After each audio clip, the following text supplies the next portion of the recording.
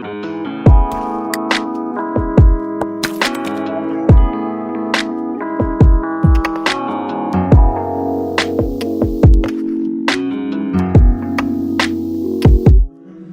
Viewers, welcome to Telugu to English channel.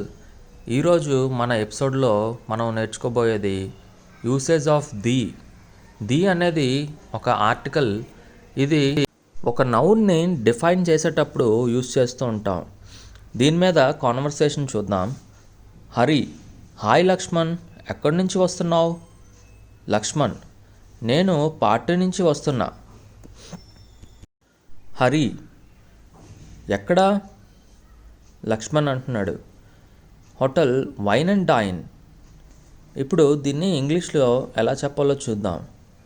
Hari: hi Lakshman, where are you coming from? Lakshman: I am returning from a party. ఇలాగైనా అనొచ్చు. మరొక విధంగా దానికి reply returning from a party అని కూడా అనొచ్చు. హరి అంటున్నాడు, వేర్?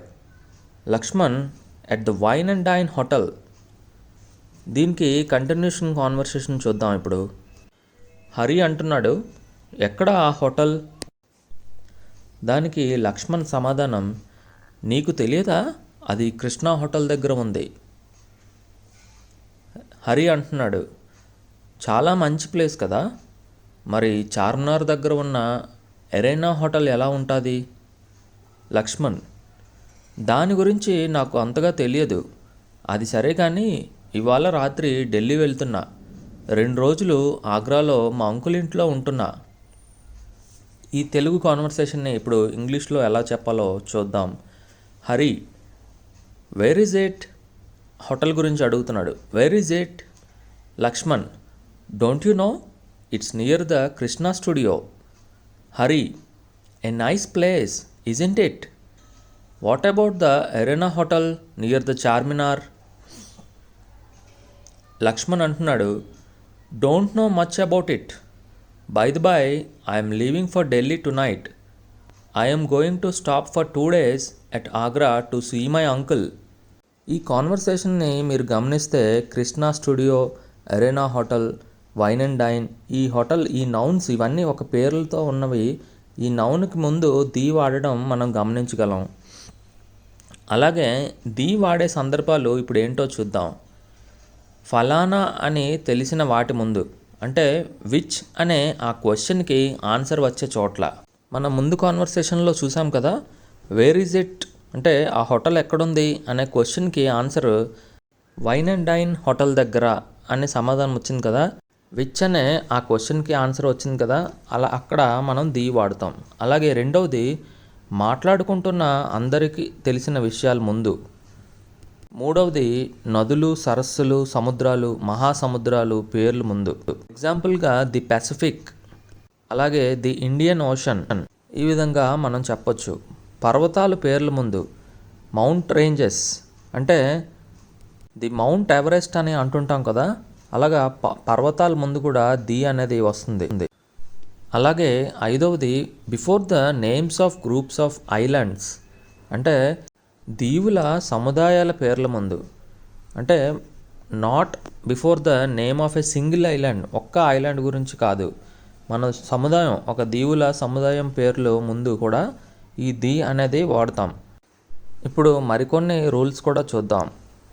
ఆరవది, before of phrases, if of comes after a plural form తర్వాత ఆఫ్ ఫ్రేజెస్ వస్తే ఆ ప్లూరల్ ఫామ్ ముందు ది వాడుతాం.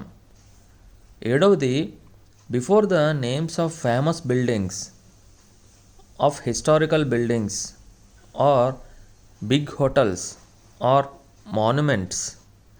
ఎనిమిదవది, గొప్ప గొప్ప గ్రంథాలు, పవిత్ర గ్రంథాలు పేర్ల ముందు ది వాడుతారు. అయితే రచయితల పేర్ల తర్వాత గ్రంథాలు వస్తే మాత్రం ది రాదు. వాల్మీకిస్ రామాయణం, వ్యాసస్ మహాభారతం, ఇవి ఈ 2 ఎగ్జాంపుల్స్. ఇలా గ్రంథాల పేర్ల ముందు రచయితలు వస్తే వాటి ముందు ది అనేది వాడకూడదు. ఇకపోతే ఈరోజు వొకాబులరీ ఏంటో చూద్దాం.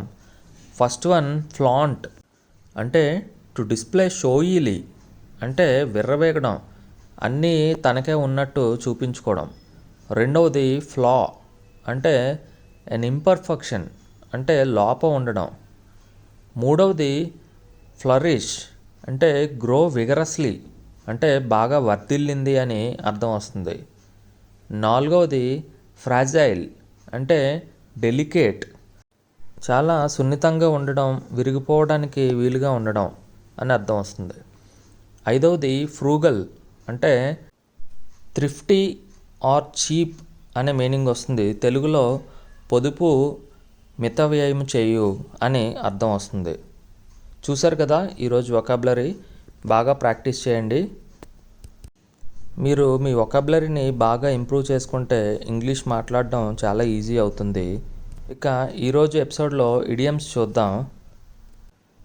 First one, play to the gallery అంటే టు గెయిన్ చీప్ పాపులారిటీ అంటే చౌక ప్రజాదరణ చేయడం. దీనికి ఇప్పుడు ఒక ఎగ్జాంపుల్ చూద్దాం. The speeches of our leaders are not sincere, they are intended to play to the gallery. అంటే దీని అర్థం రాజకీయ నాయకులు ఎక్కువగా ప్రజాదరణ పొందటానికి చాలా ఉపన్యాసాలు ఇస్తూ ఉంటారు, అవి నమ్మశక్యమైనవి కావు అని దీని అర్థం. రెండవది ప్లే ట్రూఅంట్ అంటే to be absent from the duty without permission అంటే అనుమతి లేకుండా ఉండిపోవడం. మనం ఎక్కువగా గవర్నమెంట్ ఉద్యోగస్తులను చూస్తుంటాం, వారు ఎక్కువగా అనుమతి లేకుండా ఉండిపోవడం, వారి పైన ఉన్న ఆఫీసర్కి చెప్పా పెట్టకుండా ఉండిపోవడం చూస్తుంటాం. ఇప్పుడు దీనికి ఒక ఎగ్జాంపుల్ చూద్దాం. It is a very bad habit of the employees to play truant from office. అంటే అనుమతి లేకుండా ఉండిపోవడం అనేది ఒక చెడు అలవాటు అని ఈ సెంటెన్స్ అర్థం. మూడవది ప్లే డక్స్ అండ్ డ్రేక్స్ అంటే టు స్క్వాండర్ మనీ అంటే వృధాగా ఖర్చు పెట్టడం అని అర్థం. దీనికి example, after the death of his father he got in to heavy debt by playing ducks and drakes with money.